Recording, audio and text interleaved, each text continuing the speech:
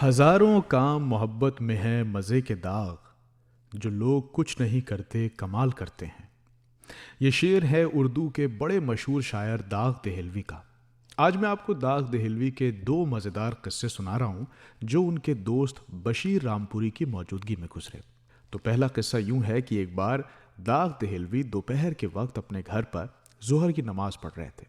उसी वक्त उनके दोस्त बशीर रामपुरी साहब मुलाकात के लिए आ गए। बशीर साहब ने देखा कि दाग साहब अभी नमाज पढ़ रहे हैं और उन्हें अभी कुछ देर लगेगी, इसलिए वो वापस लौट गए। कुछ दिनों के बाद जब वापस दोनों की मुलाकात हुई तो दाग ने पूछा, अम्मा बशीर साहब, आपने तो घर आना ही छोड़ दिया, कोई नाराज़गी है क्या? बशीर बोले, अरे नहीं हुजूर, मैं तो उस दिन आपके घर आया था, लेकिन आप नमाज पढ़ रहे थे तो मैं चला गया। दाग ने उन्हें एक पल हैरानी से देखा और हंसते हुए बोले, अरे तो मैं नमाज ही पढ़ रहा था, कोई लाहौल वाला कुव्वत थोड़ी पढ़ रहा था कि आप चले गए।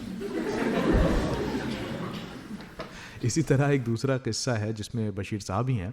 इसमें एक रोज़ वो दोनों बातें कर रहे थे कि शेर कैसे कहा जाता है। बशीर साहब ने दाग साहब से कहा कि भाई मेरे लिए शेर कहना आसान नहीं होता। ये नहीं कि बस यूं ही मुंह में कुछ आया और बोल दिया, ऐसे नहीं, मैं शेर कहने के लिए बड़े इंतज़ाम करवाता हूँ। दाग साहब ने कहा, अच्छा क्या करते हो?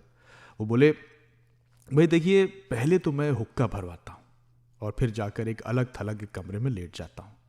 उसके बाद सोचता हूँ और सोचते सोचते तड़प तड़प कर करवटें बदलता हूँ और तब जाकर एक शेर होता है। ये सुनकर दाग साहब मुस्कुराए और बोले, बशीर साहब, इसे शेर कहना नहीं कहा जाता, आप शेर कहते नहीं हैं, आप शेर जनते हैं।